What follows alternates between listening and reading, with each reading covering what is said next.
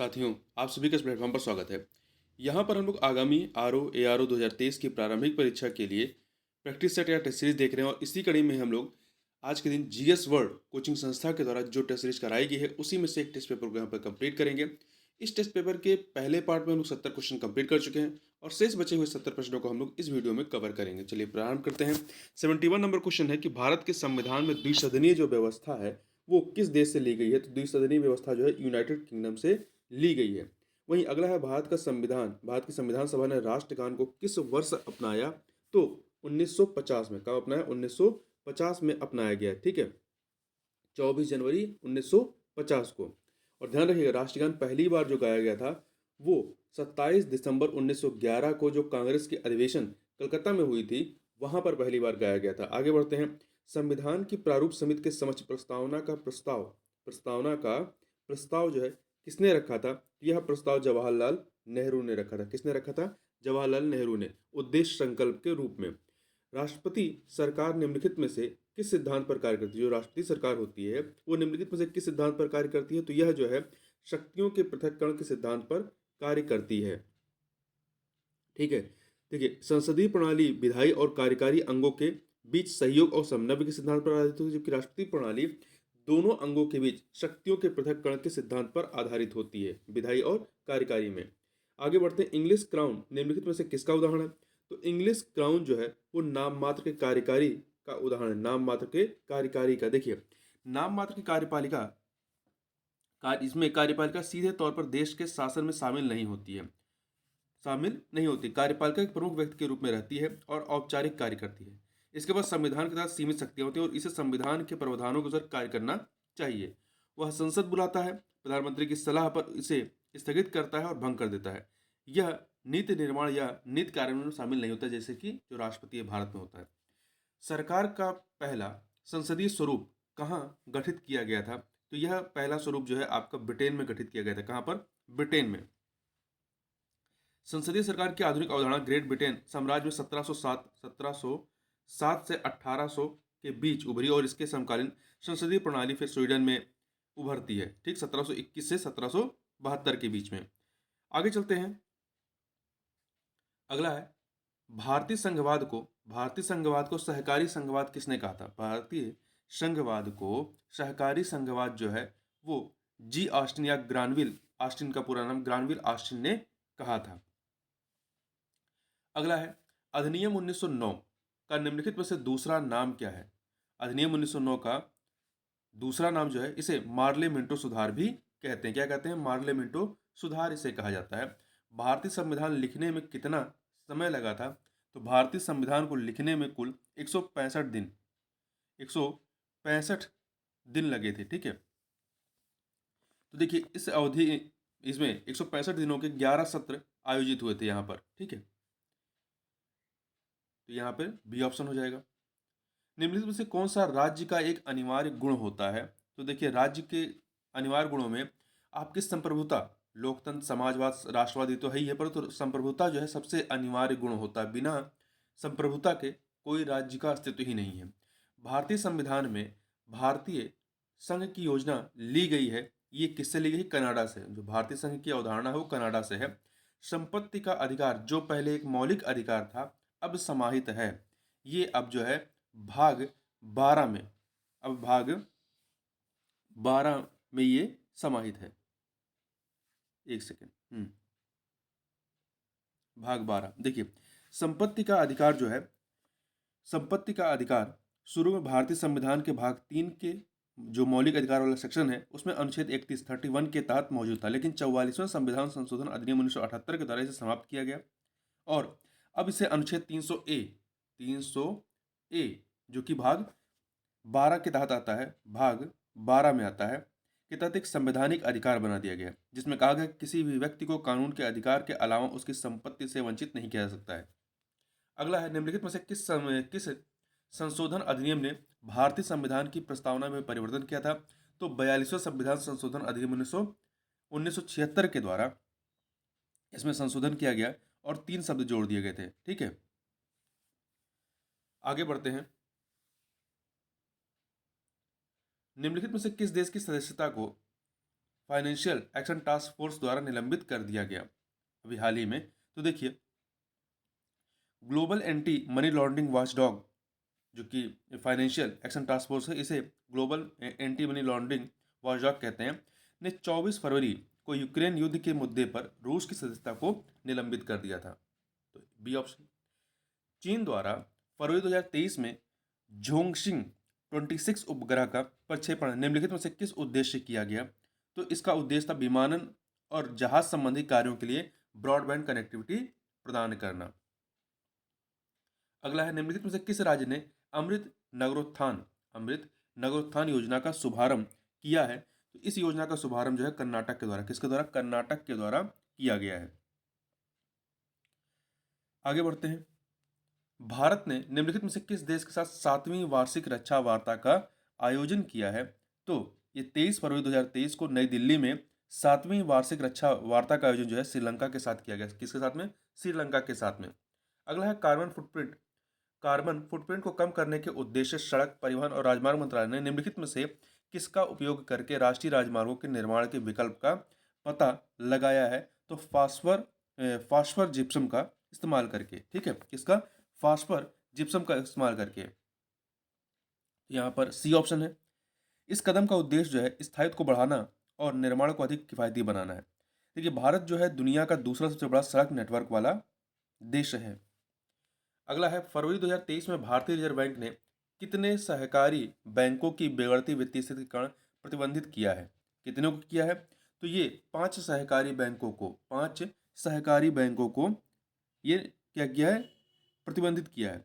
इसमें से आपका HCVL सहकारी बैंक लखनऊ उत्तर प्रदेश, दूसरा है आदर्श महिला नागरिक सहकारी बैंक मर्यादित महाराष्ट्र का औरंगाबाद, शिमशा सहकारा बैंक नियमिता मुद्दूर कर्नाटक में है, उरावकोंडा cooperative town bank उरावकोंडा Andhra Pradesh और शंकर राव मोहिते पाटिल सहकारी बैंक महाराष्ट्र के अकलूज में स्थित है। आगे बढ़ते हैं। भारत के नियंत्रक और महालेखा परीक्षक को निम्नलिखित में से किस अवधि के लिए अंतर्राष्ट्रीय श्रम संगठन के वाह्य लेखा परीक्षक के रूप में चुना गया है? ये चुना गया है 2024 से 2027 के लिए। 2024 से 2027 के लिए 4 साल के लिए चुना गया है। नियंत्रक और महालेखा परीक्षक गिरीश चंद्र मुर्मू को 2024 से 2027 तक 4 साल की अवधि के लिए जिनेवा में अंतर्राष्ट्रीय श्रम संगठन के वाह्य लेखा परीक्षक के रूप में चुना गया है। आगे बढ़ते हैं। जिनेवा में अंतर्राष्ट्रीय श्रम संगठन ILO के वाह्य लेखा परीक्षक के रूप में निम्नलिखित में से किसे चुना गया है? तो गिरीश चंद्र मुर्मू जी को चुना गया है। यही क्या है? लेखा परीक्षक है, नियंत्रक और महालेखा परीक्षक। भारत निम्नलिखित में से किस देश के साथ राजनयिक संबंधों के 50 वर्ष पूर्ण होने के अवसर पर अखिल भारतीय ताइक्वांडो चैंपियनशिप का आयोजन किया है?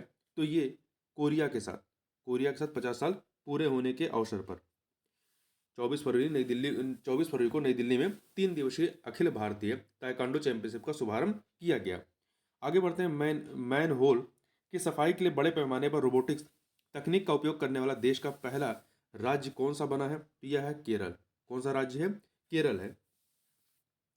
कृषि और प्रसंस्कृत खाद्य उत्पाद निर्यात विकास प्राधिकरण APEDA ने खाड़ी सहयोग देशों को निम्नलिखित में से किस खाद्यान्न के निर्यात को बढ़ावा देने के लिए लुलु हाइपर मार्केट के साथ करार किया है? किसको बढ़ावा देने के लिए? बाजरा की खेती को बढ़ावा देने के लिए। ठीक है, बाजरा के खाद्यान्न को मतलब बाजरा के निर्यात को बढ़ावा देने के लिए। आगे बढ़ते हैं। निम्नलिखित में से किन देशों को फाइनेंशियल एक्शन टास्क फोर्स की ग्रे लिस्ट में शामिल किया गया है? तो ये शामिल किया गया है दक्षिण अफ्रीका और नाइजीरिया को। दक्षिण अफ्रीका और नाइजीरिया को जो है ग्रे सूची में शामिल किया गया है। देखिए, फाइनेंशियल एक्शन टास्क फोर्स एक अंतर सरकारी निकाय है जिसे पेरिस में G7 शिखर सम्मेलन के दौरान 1989 में गठित किया गया था। आगे बढ़ते हैं। पहली बार निम्नलिखित में से किस भारतीय पनडुब्बी ने इंडोनेशिया की यात्रा की? तो यह है INS सिंधु केसरी ने। किसने? INS सिंधु केसरी ने 22 फरवरी 2023 को। सुर्खियों में रहे सोयूज MS-23 के संदर्भ में निम्नलिखित पर विचार कीजिए। तो यहाँ पर देखिए 3 कथन दिए गए हैं। बताने में से कौन से सही हैं? पहला देखिए, अमेरिकी अंतरिक्ष एजेंसी नासा का अंतरिक्ष में फंसे यात्रियों को वापस लाने हेतु एक कैप्सूल है। ये अमेरिकी अंतरिक्ष यात्रियों के नहीं, रूसी अंतरिक्ष यात्रियों के लिए। ठीक है, रूसी अंतरिक्ष एजेंसी ने जो रॉसकॉस के नाम से जानी जाती है, रॉसकॉसमॉस ने अंतरिक्ष में फंसे अपने अंतरिक्ष यात्रियों को वापस लाने हेतु अंतरिक्ष यान सोयूज MS-23 लॉन्च किया है। तो पहला गलत हो गया। दूसरा दूसरा जो है, यह रूस द्वारा विकसित किया गया एक हाइपरसोनिक मिसाइल है। हाइपरसोनिक मिसाइल नहीं, जैसा कि हमने बात की है, क्या है ये? यह एक अंतरिक्षयान है। यह एक अंतरिक्षयान है, ठीक है। तो दूसरा भी गलत। तीसरा, रूसी अंतरिक्ष एजेंसी रॉसकॉसमॉस का अंतरिक्ष में फंसे यात्रियों को वापस लाने हेतु एक कैप्सूल है। ये सही है, केवल तीसरा यहाँ पे सही है। आगे बढ़ते हैं। फरवरी 2023 में निम्नलिखित में से किस केंद्रीय योजना ने अपने क्रियान्वयन के 4 वर्ष पूर्ण किए हैं? तो ये किए हैं किसने? प्रधानमंत्री किसान सम्मान निधि योजना ने। देखिए, 24 फरवरी 2023 को प्रधानमंत्री किसान सम्मान निधि योजना ने 4 साल पूरे हुए हैं। इसे 24 फरवरी 2019 को प्रधानमंत्री मोदी जी के द्वारा प्रारंभ किया गया था। आगे बढ़ते हैं। फरवरी 2023 में निम्नलिखित में से किस देश ने जलवायु के लिए कृषि नवाचार मिशन में शामिल होने का निर्णय लिया है? तो ये भारत ने निर्णय लिया। किसने? भारत ने। अगला है, बाइडेन प्रशासन ने फरवरी 2023 में विश्व बैंक के अगले अध्यक्ष के लिए निम्नलिखित में से किस भारतीय अमेरिकी नागरिक को नामित किया है? तो ये है अजय बंगा। अजय बंगा, और ये विश्व बैंक के वर्तमान में अध्यक्ष हैं। मुंबई के चर्च गेट रेलवे स्टेशन का नाम अब निम्नलिखित में से किसके नाम पर रखने का प्रस्ताव महाराष्ट्र राज्य ने पारित किया है? तो CD देशमुख के नाम पे। CD देशमुख के नाम पे, ठीक है। देखिए, भारतीय रिजर्व बैंक के पहले गवर्नर CD देशमुख के नाम पे। CD देशमुख कौन थे? ये भारत के पहले गवर्नर थे। पहले भारतीय रिजर्व बैंक के पहले गवर्नर थे। अर्जेंटीना ओपन 2023 का खिताब निम्नलिखित में से किसने जीता है? तो यह खिताब जो है कार्लोस अल्कराज ने जीता है, ठीक है। कैमरून नारी को हटा करके, कैमरून नारी को हरा करके। प्रसिद्ध फुटबॉल खिलाड़ी सर्जियो रामोस, जिन्होंने फरवरी 2023 में अपनी सेवानिवृत्ति की घोषणा की है, निम्नलिखित में से किस देश से संबंधित हैं? तो ये जो फुटबॉल खिलाड़ी हैं, ये कहाँ के हैं? ये स्पेन के हैं। तो यहाँ पर सी ऑप्शन। संयुक्त राष्ट्र महासभा द्वारा रूस यूक्रेन संघर्ष को रोकने के संदर्भ में निम्नलिखित कथनों पर विचार कीजिए। 3 कथन दिए गए हैं, बताना है इनमें से कौन से सही हैं। देखिए, संयुक्त राष्ट्र महासभा ने दोनों देशों के मध्य जारी संघर्ष को रोकने के लिए प्रस्ताव पारित किया, ये कथन सही है। भारत संयुक्त राष्ट्र महासभा के इस प्रस्ताव का समर्थन में मत दिया, भारत ने कोई मत नहीं दिया है, ठीक है। भारत जो है अनुपस्थित रहा था इसमें। तो पहला सही, दूसरा गलत है। संयुक्त राष्ट्र महासभा के इस प्रस्ताव पर कुल 7 देशों ने विरोध में मत दिया, ये सही है। तो पहला और तीसरा सही है, दूसरा गलत है, इसलिए सी ऑप्शन हो जाएगा 1 और 3। आगे बढ़ते हैं। I2U2 के बिजनेस फोरम का प्रथम सम्मेलन निम्नलिखित में से किस स्थान पर आयोजित किया गया? तो इसका प्रथम आयोजन जो है 22 फरवरी 2023 को संयुक्त अरब अमीरात के आबू धाबी में आयोजित किया गया। आबू धाबी में। ये देखिए, 4 देशों का संगठन है। इसमें एक आई से इंडिया है, दूसरे आई से इजराइल है, और एक यू से USA है, संयुक्त राज्य अमेरिका, और दूसरे यू से संयुक्त अरब अमीरात है। आगे बढ़ते हैं। उत्तर प्रदेश में सबसे कम वन क्षेत्र वाला जिला कौन सा है? तो यह है आपका संत रविदास नगर। संत रविदास नगर है, ठीक है। जबकि लखीमपुर खीरी उत्तर प्रदेश का सर्वाधिक सघन वन क्षेत्र वाला जिला है, और सोनभद्र उत्तर प्रदेश का सबसे बड़ा वन क्षेत्र वाला जिला है, तो ध्यान रखिएगा। आगे बढ़ते हैं। वन रिपोर्ट 2021 के अनुसार उत्तर प्रदेश के किस जिले में सर्वाधिक वन क्षेत्र हैं? तो सोनभद्र में। कहाँ पर? सोनभद्र में। और सबसे घना कहाँ पे? लखीमपुर खीरी में।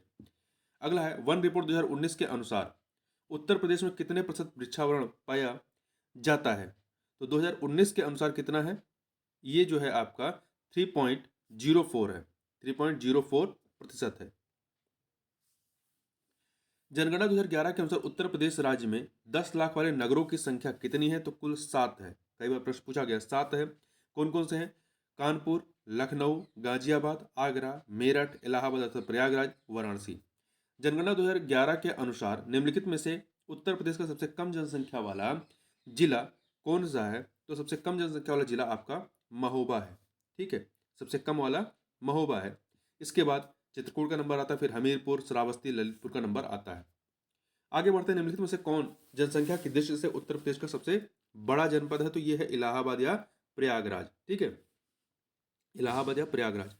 अगला है, वर्ष 2011 के अनुसार उत्तर प्रदेश के किस जिले में सबसे कम महिला साक्षरता है? तो ये कहाँ पर है? रामपुर में। रामपुर में सबसे कम महिला साक्षरता है। देखिए, अगला है, भारतीय संविधान के अनुच्छेद 15 के तहत नागरिकों को किस भेदभाव के खिलाफ सुरक्षा की गारंटी नहीं दी गई है? देखिए, धर्म के खिलाफ दी गई है, धर्म, लिंग, जन्म स्थान से सुरक्षा की गारंटी, परंतु निवास के आधार पर भेदभाव की सुरक्षा की गारंटी नहीं है। जैसे कि जो विभिन्न स्टेटों के एग्जाम होते हैं, वहाँ पे जो स्टेट के नागरिक होते हैं, स्टेट के लोगों के लिए क्या होती है, आरक्षण होता है, और बाहरी लोगों के लिए सीटें रिजर्व होती है कि इतने ही परसेंट आ सकते हैं। आगे बढ़ते हैं, क्वेश्चन नंबर 14 देखते हैं, निम्नलिखित में से कौन सा वक्तव्य सही नहीं है? तो यहाँ पर 4 वक्तव्य देखिए। पहला है, सरकार कानूनों को प्रशासित करने और लागू करने के लिए जिम्मेदार है, सही है। चुनाव से सरकार बदली जा सकती है, सही है। सरकार या कार्यपालिका राज्य का एक हिस्सा है, ये भी सही है। राज्य का तात्पर्य सरकार से है और इसका उपयोग इसके साथ परस्पर विनिमय के लिए किया जा सकता नहीं। सरकार का तात्पर्य, राज्य का तात्पर्य सरकार नहीं है। देखिए, पूरा नहीं है। राज्य का तात्पर्य सरकार से है, लेकिन यह सरकार से कहीं अधिक है और इसे परस्पर, सरकार के साथ परस्पर विनिमय नहीं किया जा सकता है। तो इसलिए डी ऑप्शन आपका गलत है। भारत के संविधान के निम्नलिखित अनुच्छेदों में से कौन सा कहता है कि सभी अल्पसंख्यक धार्मिक या भाषाई अपनी संस्कृति को संरक्षित और विकसित करने के लिए अपने स्वयं के शैक्षणिक संस्थान स्थापित कर सकते हैं? तो यह कहता है अनुच्छेद 30। कौन कहता है? अनुच्छेद 30 कहता है। संविधान का निम्नलिखित में से कौन सा अनुच्छेद धार्मिक मामलों के प्रबंधन की स्वतंत्रता को संदर्भित करता है? तो यह है अनुच्छेद 26। अनुच्छेद 26।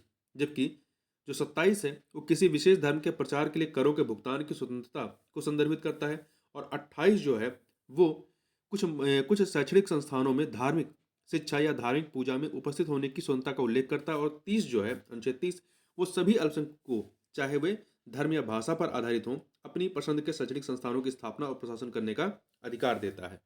आगे बढ़ते हैं।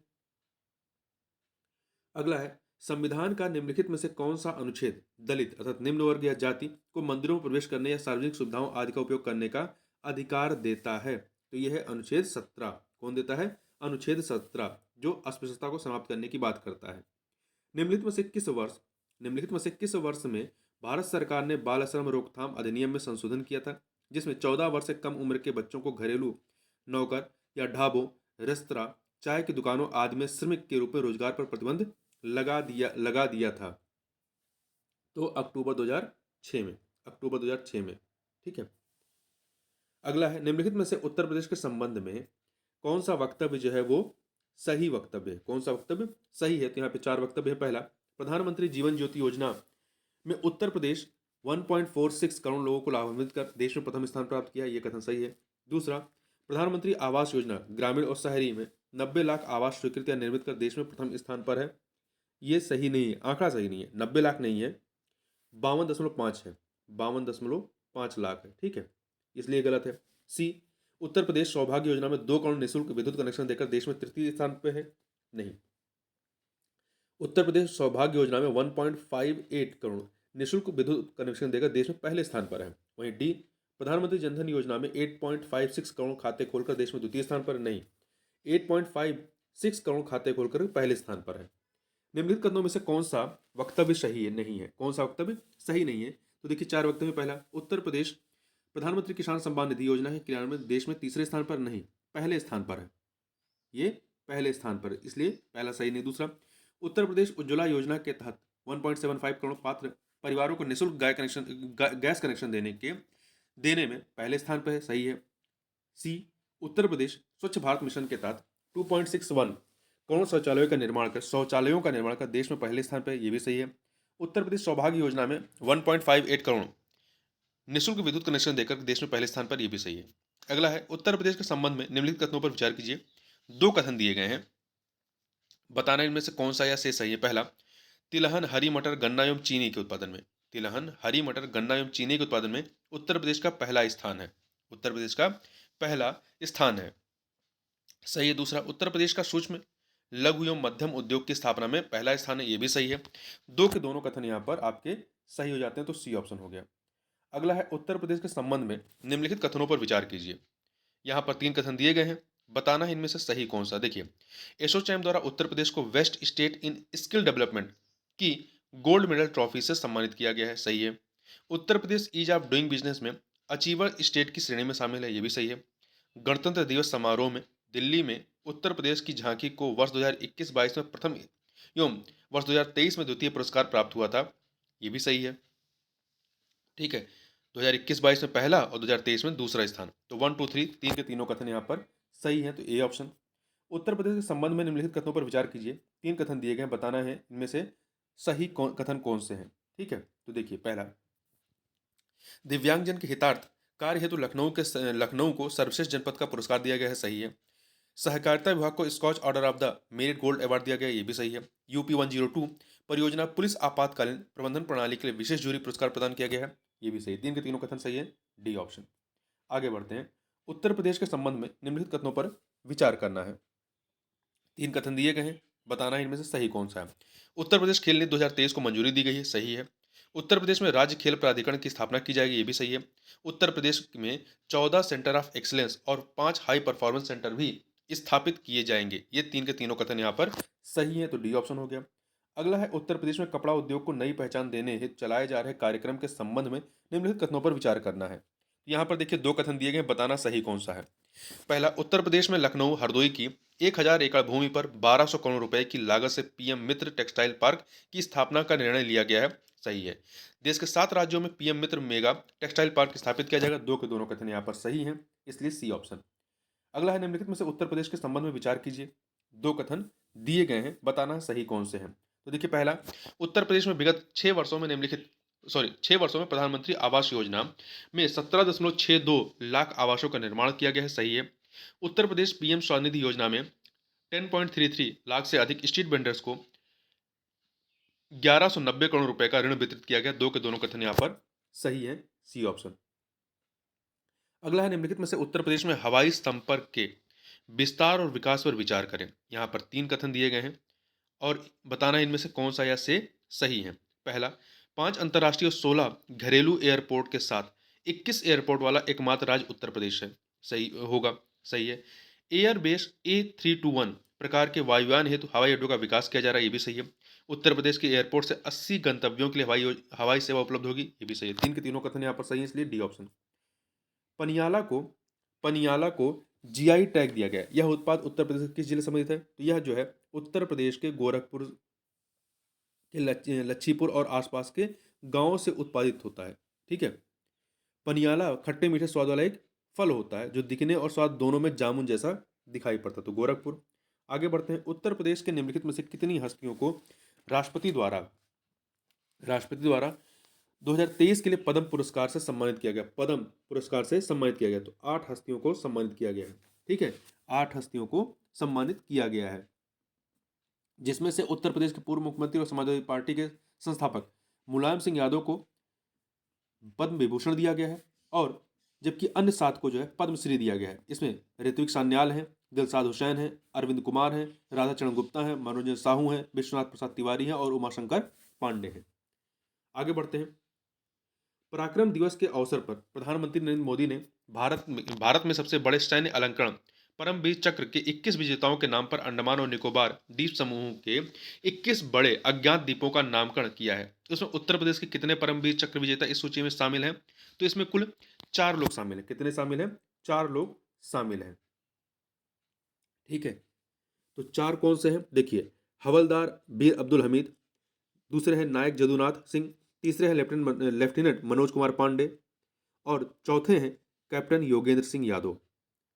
ठीक है, कैप्टन योगेंद्र सिंह यादव को जीवित रहते ही परमवीर चक्र से सम्मानित किया गया। तो ये 4 लोग हैं। तो अब इसके आगे मैथ के प्रश्न हैं, मैथ रीजनिंग के, तो उनको हम लोग नहीं देखेंगे। तो इस वीडियो में बस इतना ही, मिलते हैं नेक्स्ट वीडियो में, तब तक के लिए बहुत बहुत धन्यवाद।